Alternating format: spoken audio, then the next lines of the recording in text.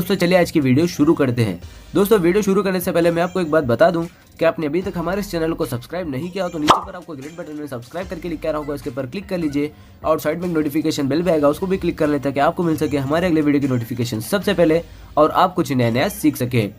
સૌરાષ્ટ્રની એકમાત્ર સ્કૂલ જ્યાં ટ્રસ્ટી તથા સંચાલકો ડોક્ટર, એન્જિનિયર તથા શિક્ષકો છે એવી Kanabar school of science and commerce. કાર્યક્ષેત્ર ધોરણ 5 થી 10, 11-12 સાયન્સ એન્ડ કોમર્સ. દીકરાઓ અને દીકરીઓ માટેના ઉજ્જવળ ભવિષ્ય માટે વાલીઓની પહેલી પસંદગી Kanabar school of science and commerce. અહીં છે શ્રેષ્ઠ શિક્ષકો દ્વારા મર્યાદિત સંખ્યામાં વિદ્યાર્થીઓ માટે ભણતર, અલગ અલગ સાયન્સ લેબ, કોમ્પ્યુટર લેબ, દીકરાઓ તથા દીકરીઓ માટે અલગ અલગ હોસ્ટેલ સાથે શુદ્ધ સાત્વિક ભોજનની વ્યવસ્થા, ટ્રાન્સપોર્ટેશનની સુવિધા. જી તેમજ નીટની તૈયારી સ્કૂલમાં જ. તો આથી વિશેષ આપ આપના બાળક માટે શું ઈચ્છો તો આજે જ એડમિશન માટે સંપર્ક કરો. Unit 1 Kanabar school of science and commerce, Khamrod ચોકડી, Junagadh bypass, Junagadh. Unit 2 main post ઓફિસની પાછળ, શ્યામ વિદ્યાલય, સરકારી ગોડાઉન પાસે, ગાંધીગ્રામ, જુનાગઢ. નમસ્તે વિદ્યાર્થી મિત્રો, ગયા લેક્ચરમાં આપણે લોકોએ ઉષ્માગતિશાસ્ત્ર એટલે શું તેના વિશેની સામાન્ય માહિતી મેળવી. હવે આજે આપણે કેટલાક ઉષ્માગતિકીય પર્યાયો વિશેનો અભ્યાસ કરવાનો છે. ઉષ્માગતિકીય પર્યાયો, ઉષ્માગતિકીય પર્યાયો.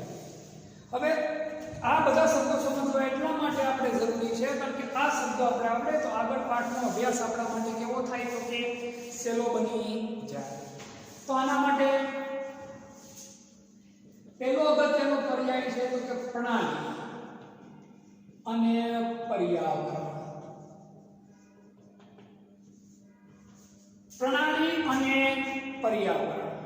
મગજમાં પ્રશ્ન ઉભો થાય કે સાહેબ પ્રણાલી એટલે શું અને પર્યાવરણ એટલે તો આપણે પહેલા જોઈએ પ્રણાલી.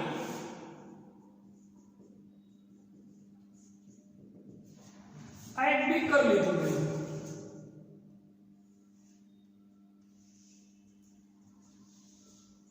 આ બીકરમાં અહીંયા સુધી પાણી ભરેલું છે.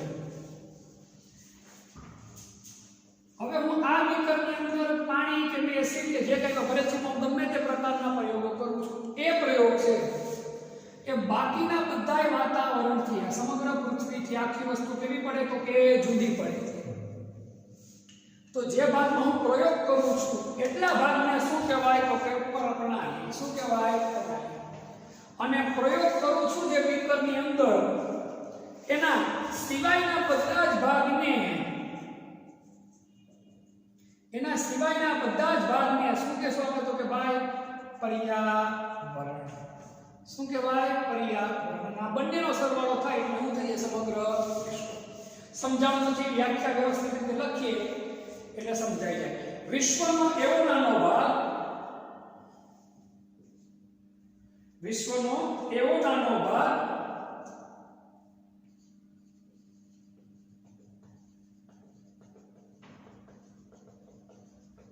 વિશ્વનો એવો નાનો ભાગ કે જ્યાં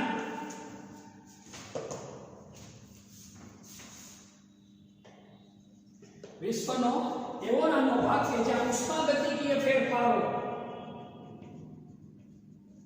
ઉષ્માગતિકીય ફેરફારો. જો આમાં હું ગરમી આપું, એને ઠંડક આપું કે એની અંદર કોઈ પણ પ્રકારના પ્રયોગ કરીને મેં શું ફેરવો કહેવાય તો કે ભાઈ ઉષ્માગતિકીય ફેરફારો કે પ્રયોગો. આની પર કોઈ પણ પ્રકારના ફેરફાર કરો એને એક પ્રકારના પ્રયોગ જ કર્યો કહેવાય. ઉષ્માગતિય ફેરફારો કે પ્રયોગોને અવલોકી શકાય અથવા તો પ્રયોગોના અવલોકનની નોંધ લઈ શકાય. તેને શું કહેવાય તો કે ભાઈ પ્રણાલી કહે છે. શું કહેવાય? પ્રણાલી કહે છે. અને પ્રણાલી સિવાયના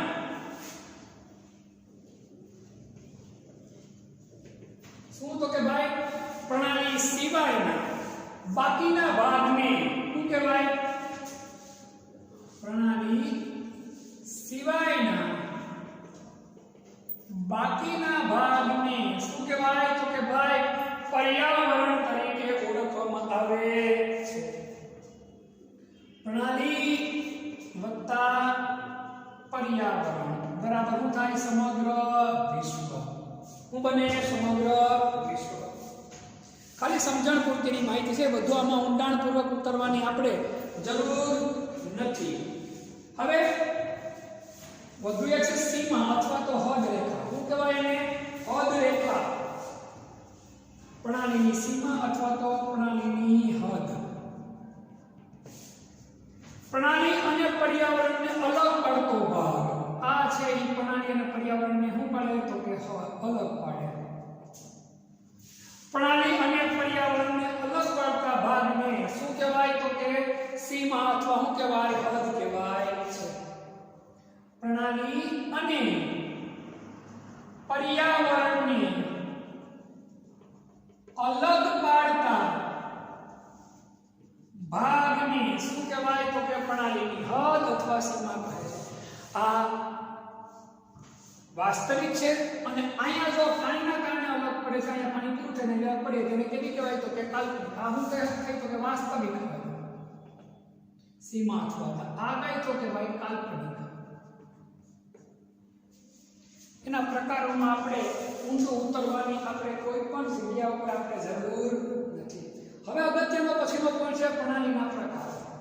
આનો સ્ક્રીનશોટ લઈ લો એટલે આપણે હવે એ પોઈન્ટ પર ગયા જાય. ક્યાં? તો કે ભાઈ પ્રણાલીના પ્રકાર.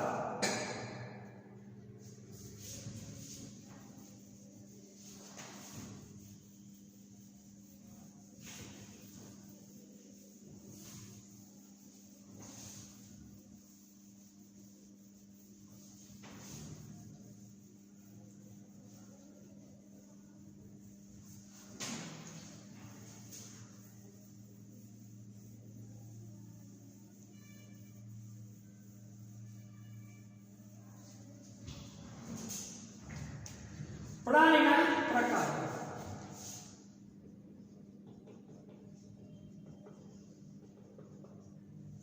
મુખ્ય તમારે 3 પ્રકારો પ્રણાલીના ભણવાના થાય. એમાં આ પ્રણાલીના પ્રકારો છે એની અંદર દ્રવ્ય અને ઊર્જાની વિનિમય એટલે કે આપલેના આધારેના પ્રકારો પડે છે. પ્રણાલીના પ્રકારો દ્રવ્ય અને ઊર્જાની આપલેના આધારે પડે છે. કોની કોની? તો કે ભાઈ દ્રવ્ય અને ઊર્જામાં પહેલો પ્રકાર છે ખુલ્લી પ્રણાલી. તો કઈ પ્રણાલી? તો કે ભાઈ ખુલ્લી પ્રણાલી.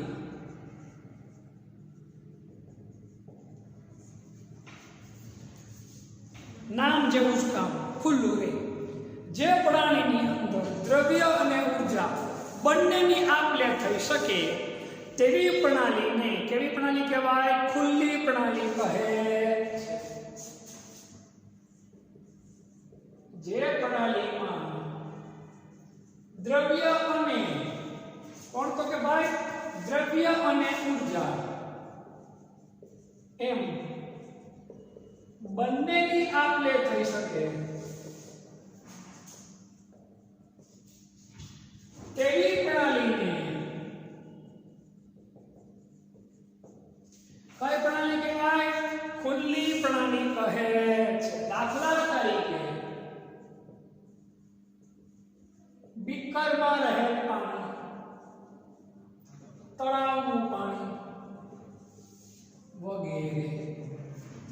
બીકરમાં પાણી હોય તમે એને બહારથી ઊર્જા વધારે આપી શકો, ઓછી આપી શકો. એમાં જો ઊર્જા શોષી શકીએ આપણે. બહાર નીચે તમે બરફ મૂકી દો તો પણ એમાંથી તમે પાણી બહારથી કાઢી શકો કે વધારે પાણીમાં પણ તમે નાખી શકો. તો આ પ્રણાલીને કઈ પ્રણાલી કહેવાય? ખુલ્લી પ્રણાલી. બીજોનો પ્રકાર છે બંધ પ્રણાલી.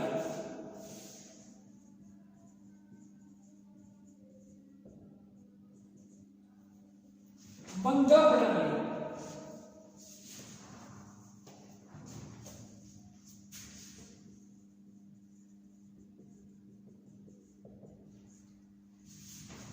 બીજો પ્રકાર છે બંધ પ્રણાલી. આમાં શું થાય? તો કે દ્રવ્યની આપ-લે થાય નહીં. માત્ર કોની આપલે થાય તો કે ઉર્જાની આપલે થાય. તો આવી પ્રણાલીને કઈ પ્રણાલી કહેવાય તો કે ભાઈ બંધ પ્રણાલી તરીકે ઓળખવામાં આવે છે. જે પ્રણાલીમાં દ્રવ્યની આપલે ન થાય, ખાસ યાદ રાખો આપલે ન થાય, પરંતુ માત્ર ઉર્જાની આપલે થાય તેવી પ્રણાલીને કઈ પ્રણાલી કહેવાય તો કે ભાઈ બંધ પ્રણાલી કહે છે. કઈ પ્રણાલી કહેવાય? બંધ પ્રણાલી કહે છે. દાખલા તરીકે સ્ટીલના કે કોપરના પાત્રમાં તમે કઈ પણ વસ્તુ ભરેલી હોય તે બંધ પાત્ર કરનાર, કુકરની વાત કરીએ આપણે. કુકરમાં તમે કોઈ પણ વસ્તુ ભરેલી, ભાઈ તમે એમાં ઉર્જાની આપલે કરીએ, અંદર વધુ ગરમી આપી શકો, સીટી ઊંચી કરો, તમને એમાંથી ઉર્જા બહાર નીકળી જાય. પરંતુ અંદર રહેલી વસ્તુ જે દ્રવ્ય છે એ વધઘટ એમાં કરી શકો નહીં. દાખલા તરીકે બંધ કુકરમાં રહેલ વસ્તુ સ્ટીલ કે કોપરના બંધ પાત્રમાં રહેલ વસ્તુ વગેરે. કારણ કે આ બધા ઉષ્માના શું છે તો કે વાહક છે. શું છે? વાહક. સ્ટીલની કેટલી હોય એમાં ચા ભરેલો હોય તો 2-3 કલાક થાય એટલે આપોઆપ ચા કેવો થઈ જાય? ઠંડો એકદમ થઈ જાય. શું કામ? તમે કાંઈ બહારથી ફેરફાર તો કર્યો છતાં પણ, કારણ કે એ ઉષ્માનું શું છે તો કે વાહક છે. અંદરની જે ગરમી છે બહાર નીકળીને કેમાં જવા માંડે તો કે વાતાવરણમાં જવા માંડે. પ્રણાલીમાંથી પર્યાવરણ તરફ વહન થવા માંડે. ક્યાં સુધી વહન થાય? ત્યાં સુધી પ્રણાલી અને પર્યાવરણ બંનેની ઉર્જા કેવી ન થઈ જાય તો કે ભાઈ સમાન થઈ જાય નહીં ત્યાં સુધી.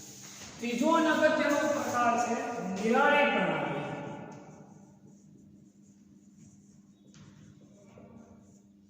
કયો પ્રકાર તો કે ભાઈ નિરાળી પ્રણાલી. પેલામાં બેની આપલે થાય, આમાં માત્ર એકની, આમાં એકેયની આપલે થાય નહીં. જે પ્રણાલીમાં દ્રવ્ય કે ઉર્જા એમ બંનેની એમ બેમાંથી કોઈ પણની આપલે ન થાય તેવી પ્રણાલીને કઈ પ્રણાલી કહેવાય? નિરાળી પ્રણાલી અથવા નિરાળી પ્રણાલી તરીકે ઓળખવામાં આવે છે. હવે આવી પ્રણાલી સમોષ્મી હોય. કેવી હોય? સમોષ્મી. આવી પ્રણાલી સમોષ્મી હોય. એટલે કે એની તો દ્રવ્ય કે ઉર્જા કોઈ પણની આપલે થતી નથી. એની પર ઉર્જાની કોઈ પણ પ્રકારની ઉષ્મા ઉર્જાની અસર થતી નથી. બાયણે ગમે તે ફેરફાર થયો હોય એની સાથે એને કાંઈ લાગે પડગે નહીં. તેમાં ઉષ્મા ઉર્જાની કોઈ પણ અસર થતી નથી. તેમાં બહારના ફેરફારની કોઈ અસર થતી નથી. વાસ્તવમાં આવી પ્રણાલી શક્ય નથી. વાસ્તવમાં આવી પ્રણાલી સંપૂર્ણ રીતે શક્ય નથી. જો સંપૂર્ણ રીતે શબ્દ મેં હું કામ લેતો? સંપૂર્ણ શક્ય નથી, પરંતુ અમુક અંશે શક્ય છે. ખાસ પ્રકારના થર્મસ, ઘણા થર્મસ એવા આવે છે વ્યવહારમાં કે જેમાં તમે ચા રાખી દો તો એ 10-12 કલાક સુધી તો ગરમ રહે. જેમાં તમે ખોરાક રાખી દો તો લાંબા સમય સુધી ગરમ રહે. તો એ કોનું ઉદાહરણ કહેવાય? તમારે નિરાળી પ્રણાલી. પણ એ અમુક કલાકો સુધી, અમુક દિવસો કરતાં વધુ પછી સમય સુધીમાં રહી શકે નહીં. વૈજ્ઞાનિકો અત્યારમાં આવી પ્રણાલીવાળા સાધનો બનાવવામાં પ્રયત્નશીલ અત્યારે છે. સંપૂર્ણ સફળ થયા નથી. ખાસ પ્રકારના થર્મોસ આનું ઉદાહરણ છે. કેવા પ્રકારના થર્મોસ? તો કે ભાઈ ખાસ પ્રકારના થર્મોસ આનું ઉદાહરણ છે. આ સિવાય બીજા બે પ્રકારના છે. એક જે ચોપડીમાં લખ્યું સમાન પ્રણાલી અને બીજી વિસમાન પ્રણાલી. ચોથો સમાન પ્રણાલી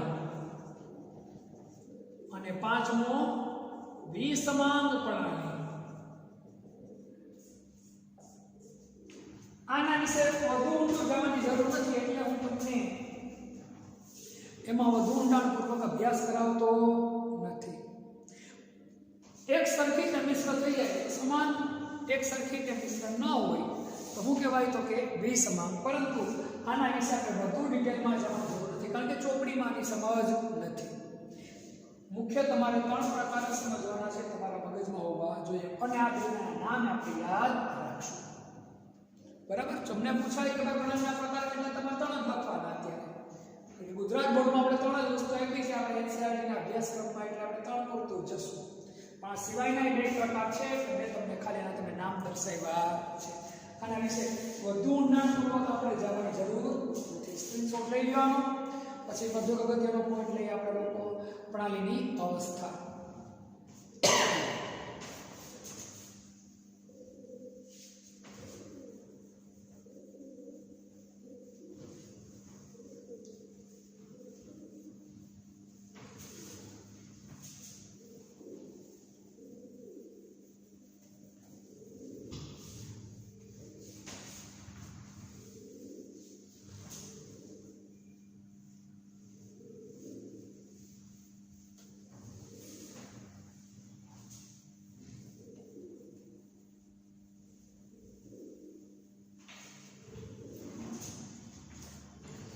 વધુ અગત્યનો કોન્સેપ્ટ પ્રણાલીની અવસ્થા.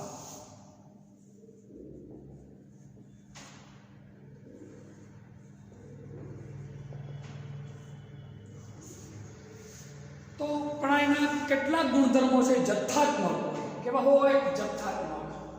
પ્રણાલીના જથ્થાત્મક ગુણધર્મોનું વર્ણન ખાસ કરીને કોણ કરે? તો કે ભાઈ તાપમાન, દબાણ, કદ, એના દ્રવ્યનો જથ્થો એટલે કે મોલ વગેરે દ્વારા દર્શાવી શકાય છે.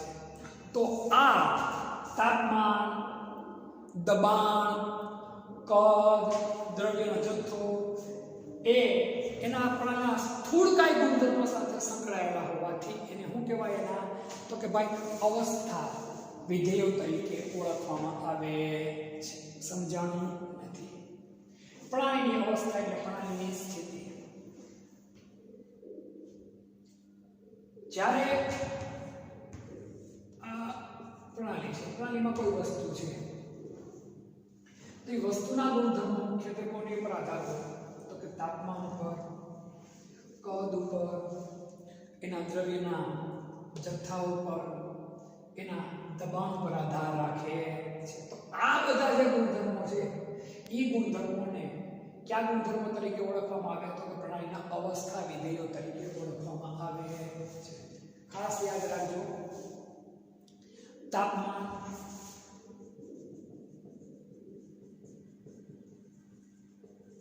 દબાણ, કદ,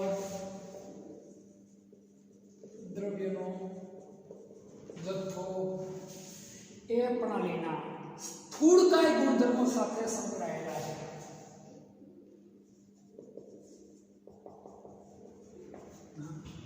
સ્થૂળકાય ગુણધર્મો સાથે સંકળાયેલા હોવાથી તેને શું કહેવાય? તો કે ભાઈ અવસ્થા વિધેયો કહે છે.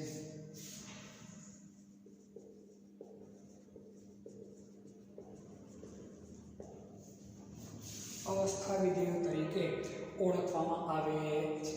હવે પ્રણાલીના કેટલાક ગુણધર્મો એવા છે, પ્રણાલીના કેટલાક ગુણધર્મો એવા છે કે જે પ્રણાલીની વિવિધ અવસ્થાઓ ઉપર આધાર રાખે છે.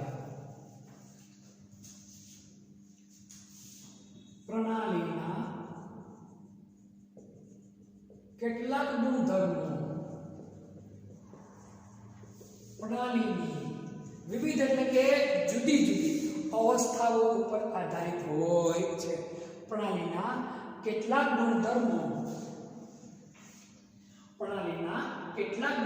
પ્રણાલીની અવસ્થા ઉપર આધાર રાખે છે. અવસ્થા એટલે કે સ્થિતિ. અવસ્થાનો અર્થ શું થાય તો કે સ્થિતિ. પરંતુ તે અવસ્થા પ્રાપ્ત કરવાની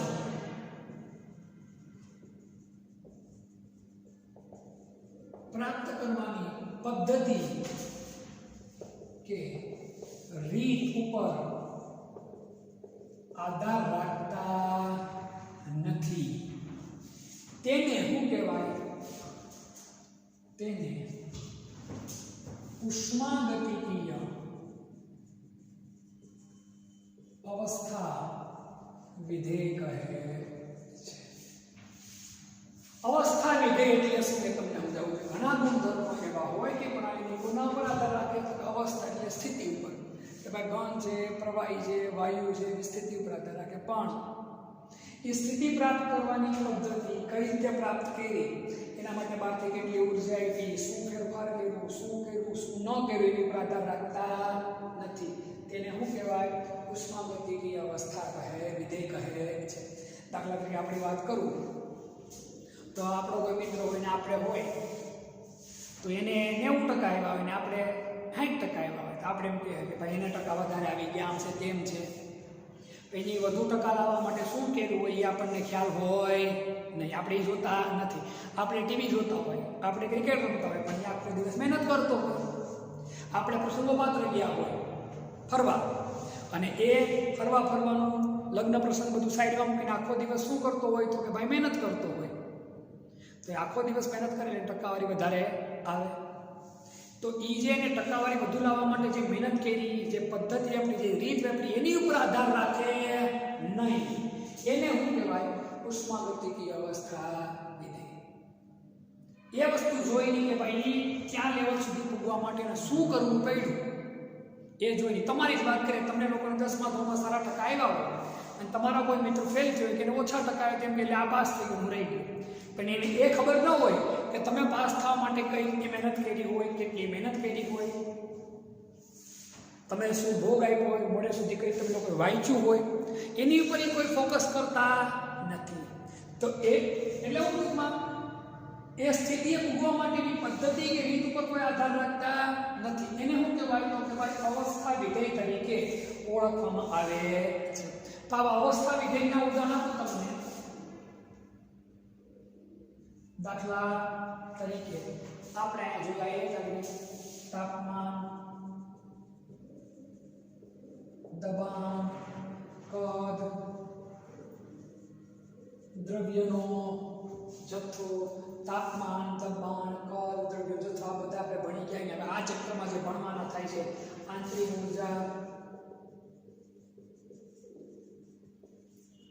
મુક્ત ઉર્જા, આંતરિક ઉર્જા, મુક્ત ઉર્જા, એન્થાલ્પી, આ ચેપ્ટરમાં ભણશો બધું, એન્ટ્રોપી વગેરે. અહીંથી તમે નવો પોઈન્ટ બનાવી નાખો. અવસ્થા વિધેય.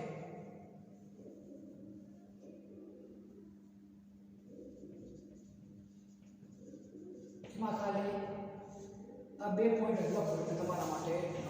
હવે ખૂબ જ અગત્યનો અવસ્થા વિધેય આંતરિક ઉર્જાનો આપણે અભ્યાસ કરવાનો થાય છે. સ્ક્રીનશોટ તમે આનો લઈ લો.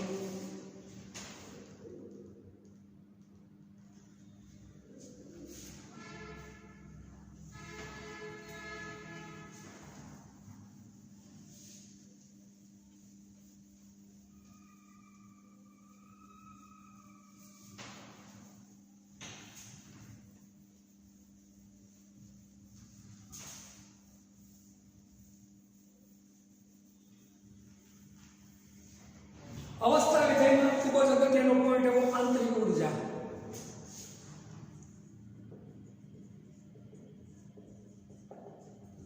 આપણે ચોપડીમાં એક એવું લાંબુ લચક અભ્યાસ કરશું નહીં.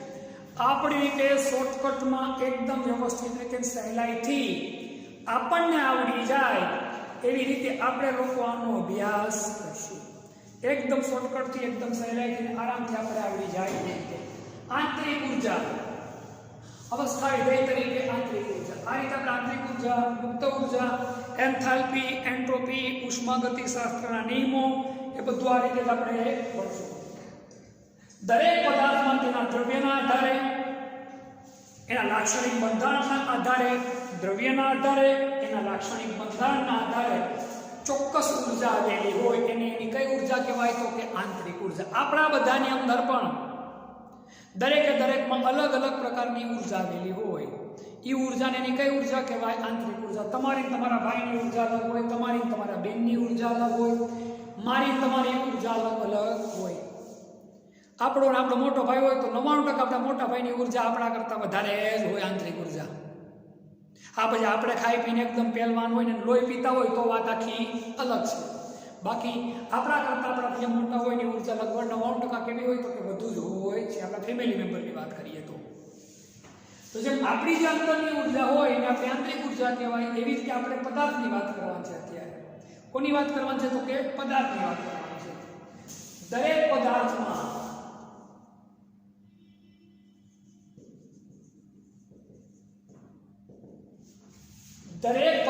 તેના દ્રવ્યના આધારે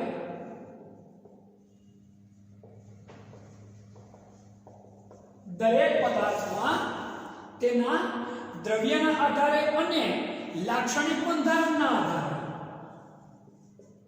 દરેક પદાર્થમાં તેના દ્રવ્યના આધારે અને લાક્ષણિક બંધારણના આધારે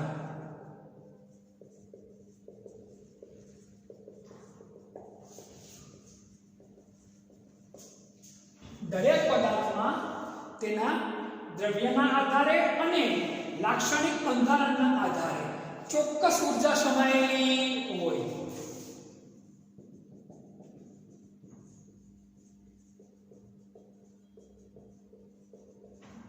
ચોક્કસ ઉર્જા સમાયેલી હોય તેને શું કહેવાય?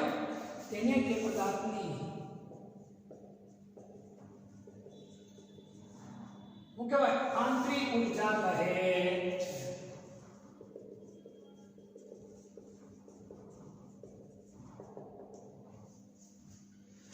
દરેક પદાર્થમાં તેના દ્રવ્યના આધારે, એટલે અંદર કેટલું દ્રવ્ય છે એના આધારે, એનું બંધારણ કેવું છે એ બંધારણના આધારે ચોક્કસ ઉર્જા સમાયેલી હોય.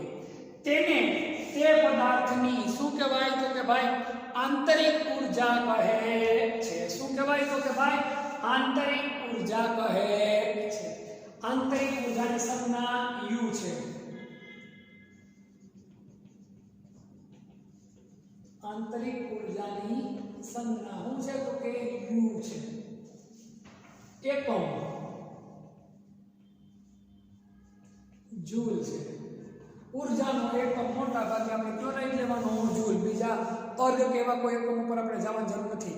મુખ્ય એકમ કયો તો કે જૂલ. એને કેલરીમાં ખાલી કન્વર્ટ કરતા આવડવું જોઈએ. બીજું કશું જ આપણે આગળ પાછળ થવાની જરૂર આપણે માટે રહેતી નથી. ઉર્જાનો મોટા ભાગે આપણે કયો એકમ લેશું તો કે જૂલ જ એકમ ગણશું. હવે આ ઉર્જા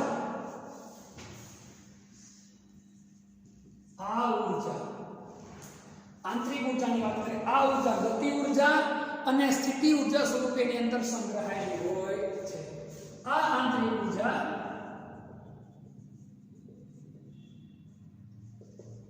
એ ગતિ ઉર્જા અને સ્થિતિ ઉર્જા સ્વરૂપે ગતિ ઉર્જા અને સ્થિતિ ઉર્જા સ્વરૂપે તે પદાર્થમાં સંગ્રહાયેલી હોય. આ આંતરિક ઉર્જા ગતિ ઉર્જા સ્વરૂપે અને સ્થિતિ ઉર્જા સ્વરૂપે તે પદાર્થની અંદર શું થયેલી હોય તો કે ભાઈ સંગ્રહાયેલી હોય છે. એક અગત્યનો પોઈન્ટ બોલું છું, એ ખાસ લખજો. 1 મોલ પરમાણ્વીય વાયુની આંતરિક ઉર્જા, આ ખાસ યાદ રાખજો, એ માટે કામની વસ્તુ છે. 1 મોલ પરમાણ્વીય વાયુની આંતરિક ઉર્જા 1 મોલ પરમાણ્વીય વાયુની આંતરિક ઉર્જા 3/2 RT થાય. આપણે યાદ રાખવાનું. 2 મોલ હોય તો અને આખરે 2 વડે ગુણ નાખવાનો એટલે તો 2 ઉડી જાય 3 RT થઈ. 3 મોલ હોય તો 3 × 9/2. 4 મોલ હોય તો 6 RT થાય. સમજાય છે વસ્તુ? આ વસ્તુ યાદ રાખજો. નીટ માર્ટમાં આવો પ્રશ્ન આવ્યો હોય આપણે તો આપણે લોટરી લાગી જાય. 4 માર્ક્સ આપણે એમ બેઠે બેઠા મળી જાય. ખાસ યાદ રાખજો, દરેક પદાર્થમાં તેના દ્રવ્યના આધારે અને લાક્ષણિક બંધારણના આધારે ચોક્કસ ઉર્જા સમાયેલી હોય. તેને શું કહેવાય? પદાર્થની આંતરિક ઉર્જા કહેવાય. આંતરિક ઉર્જાની સંજ્ઞા શું છે? તો કે ભાઈ યુ. એનો એકમ શું છે? જૂલ. આંતરિક ઉર્જા એ ગતિ ઉર્જા અને શક્તિ ઉર્જા સ્વરૂપે પદાર્થમાં શું થયેલી હોય? તો કે સંગ્રહાયેલી હોય. 1 મોલ પરમાણ્વીય વાયુની આંતરિક ઉર્જા કેટલી થાય? તો કે 3/2 RT થાય. હવે આંતરિક ઉર્જાનું નિરપેક્ષ મૂલ્ય સતત બદલાય એટલે માપી શકાતું નથી. આંતરિક ઉર્જાનું નિરપેક્ષ મૂલ્ય બદલાતું હોવાથી માપી શકાતું નથી, પરંતુ આંતરિક ઉર્જાનો ફેરફાર માપી શકાય છે. પરંતુ આંતરિક ઉર્જાનો ફેરફાર માપી શકાય છે. આ ફેરફાર માપવા માટે બોમ્બ કેલરીમીટર નામના સાધનનો ઉપયોગ થાય. ખાસ યાદ રાખજો, આંતરિક ઉર્જાનો ફેરફાર માપવા બોમ્બ કેલરીમીટર નામના સાધનનો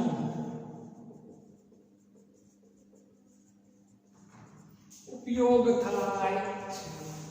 કોનો ઉપયોગ થાય? બોમ્બ કેલરીમીટર નામના સાધનનો ઉપયોગ થાય છે. ખાસ યાદ રાખજો, આંતરિક ઉર્જા છે ગતિ ઉર્જા કે શક્તિ ઉર્જા સ્વરૂપે જે તે પદાર્થમાં સંગ્રહાયેલી છે. 1 મોલ પરમાણ્વીય વાયુની આંતરિક ઉર્જા કેટલી થાય? 3/2 RT. નીટ માટેનો અગત્યનો પોઈન્ટ કહી શકાય આને. લાય મગજમાં હોવું જોઈએ. એનું નિરપેક્ષ મૂલ્ય માપી શકાતું નથી, કારણ સતત શું થાય? બદલાતું નહીં. પણ એનું શું માપી શકાય? તો કે ફેરફાર માપી શકાય. આ ફેરફાર માપવા માટે કયા સાધનનો ઉપયોગ થાય? તો કે ભાઈ બોમ્બ કેલરીમીટર નામના સાધનનો ઉપયોગ થાય. આંતરિક ઉર્જા છે એ દ્રવ્યનો જથ્થો, એનો સ્વભાવ, તાપમાન, દબાણ, કદ વગેરે ઉપર આધાર રાખે છે. ખાસ યાદ રાખજો. પહેલા એક કામ કરો, આટલો સ્ક્રીનશોટ લઈ લો, પછી એક પોઈન્ટ લખાવું.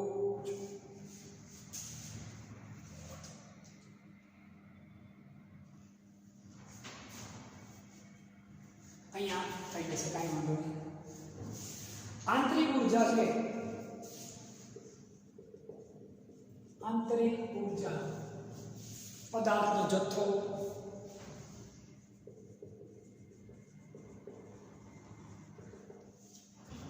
રાસાયણિક સ્વભાવ,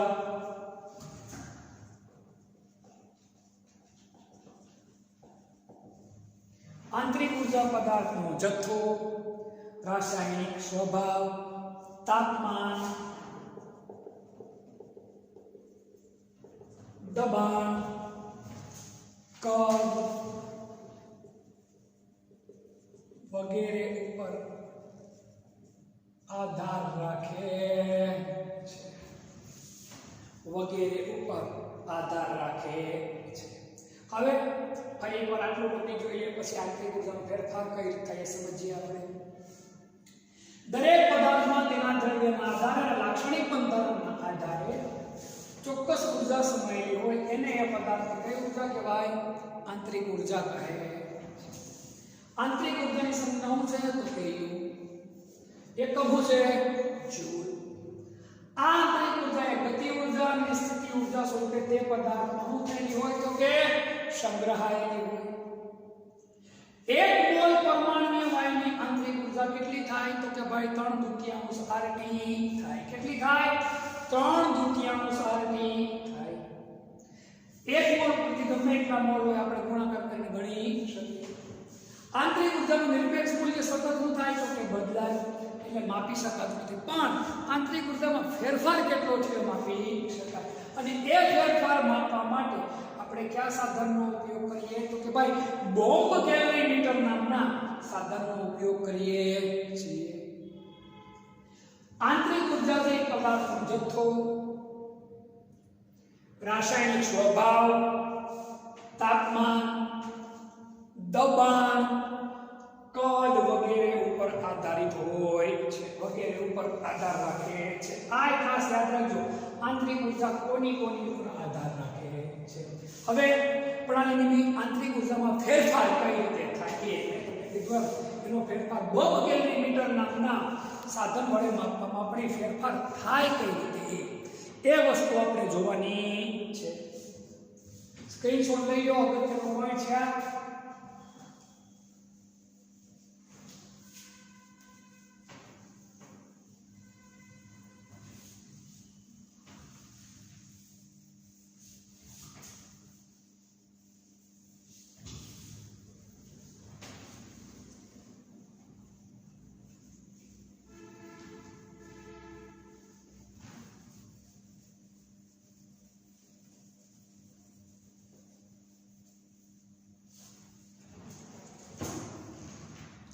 તો પ્રણાલીની આંતરિક ઊર્જામાં ફેરફાર મુખ્યત્વે બે રીતે થાય. પ્રણાલીની આંતરિક ઊર્જામાં ફેરફાર મુખ્યત્વે બે રીતે થાય છે. કેટલી રીતે ફેરફાર થાય? બે રીતે. પ્રણાલીની આંતરિક ઊર્જામાં ફેરફાર મુખ્યત્વે કેટલી રીતે થાય તો કે બે રીતે થાય. એક, પ્રણાલી ઉપર કે પ્રણાલી દ્વારા કાર્ય કરીને. પ્રણાલી ઉપર કે પ્રણાલી દ્વારા કાર્ય કરીને. આ શબ્દ સમજો. પ્રણાલી ઉપર એટલે પ્રણાલીની ઉપર જે કામ થાય એની ઉપર તમે જે કામ કરો એને શું કહેવાય? પ્રણાલી ઉપર કરેલું કાર્ય. અને પ્રણાલી દ્વારા કાર્ય એટલે પ્રણાલીની મદદથી તમે કામ કરો તેને પ્રણાલી દ્વારા કાર્ય. દાખલા તરીકે કોઈ વાણંદના વાળ કપાય, પોતે વાણંદના વાળને તમે કોઈ કાપો તો એ શું કહેવાય? પ્રણાલી ઉપર કાર્ય કર્યું કહેવાય. એ જ વાણંદ પછી આપણા વાળ કાપે તો પ્રણાલી દ્વારા કાર્ય કર્યું કહેવાય. જો વાણંદને પ્રણાલી ગણો તમે તો અમે તમને એક એક્ઝામ્પલ આપ્યું છે. તમને પ્રણાલી ગણીએ તો તમારી ઉપર અમે જે કાંઈ પણ પખતરા કરીએ એને હું કહેવું કે પ્રણાલી ઉપર કાર્ય. અને તમને કહે કે તમે આ કાર્ય કરો, તમે એ કામ કરવા માંડો તો એને શું કહેવાય? પ્રણાલી દ્વારા થયેલું કાર્ય. જેને પ્રણાલી ગણી આપણે. પ્રણાલી એટલે હું મેં તમને કીધું તો અગાઉ વિશ્વનો એક એવો ભાગ કે જેની ઉપર તમે પર્યાવરણના બાકીના ભાગથી અલગ રહી અને જે કાંઈ કામ કરતા હોય એને શું કહેવાય તો કે પ્રણાલી. તો આ શબ્દ એની ઉપર, પ્રણાલીની ઉપર કામ કરવાનું અને પ્રણાલી દ્વારા કાર્ય કરવાનું, બે ઉપર અને દ્વારા બે શબ્દ અલગ છે. મારી ઉપર કોઈ ખતરો થાય તો એ પ્રણાલી ઉપર કામ કરે. હું કાંઈ કામ કરું એ મારા દ્વારા છે એટલે શું કહેવાય? પ્રણાલી દ્વારા કાર્ય કરે. ઉપર અને દ્વારા આ બંને શબ્દો સમજવા આપણા માટે વધારે અગત્યના છે. પ્રણાલી ઉપર કાર્ય કરો એટલે મોટા ભાગે ઉર્જામાં શું થાય? વધારે. અને પ્રણાલી દ્વારા કાર્ય કરો 99% કેસમાં ઉર્જા શું થાય તો કે ઘટે. શું થાય? આંતરિક ઉર્જા શું થવા માંડે, પછી ઘટાડો થવા માંડે. આંતરિક ઉર્જામાં ફેરફારની બીજી રીત છે પ્રણાલીમાં ઉષ્મા ઉમેરીને કે પ્રણાલીમાંથી ઉષ્મા દૂર કરીને. પ્રણાલીમાં ઉષ્મા ઉમેરીને કે પ્રણાલીમાંથી ઉષ્મા દૂર કરીને. પ્રણાલીની આંતરિક ઉર્જામાં ફેરફાર મુખ્યત્વે કેવી રીતે થાય તો કે બે રીતે થાય. એક, પ્રણાલી ઉપર કે પ્રણાલી દ્વારા કાર્ય કરીને. બીજું, પ્રણાલીમાં ઉષ્મા ઉમેરીને કે પ્રણાલીમાંથી ઉષ્મા દૂર કરીને. આ અગત્યનો પોઈન્ટ છે. હવે પ્રણાલી ઉપર કાર્ય કરવાથી કે પ્રણાલી દ્વારા કાર્ય કરવાથી શું આંતરિક ઉર્જામાં ફેરફાર થાય? પ્રણાલીમાં ઉષ્મા ઉમેરવાથી કે પ્રણાલીમાંથી ઉષ્મા દૂર કરીને કાર્ય કરવાથી શું ફેરફાર થાય એ આપણા માટે વધુ અગત્યના નથી. એની ડિટેલમાં આપણે કોઈ જગ્યા પર જવાની જરૂર આપણા માટે હાલના તબક્કે રહેતી નથી. એટલે આપણે આંતરિક ઉર્જામાં ફેરફાર કઈ રીતે થાય એટલું જ આપણે સમજવાનું થાય છે. વધુ વિગતે અભ્યાસ આપણે નેક્સ્ટ લેક્ચરની અંદર કરશું.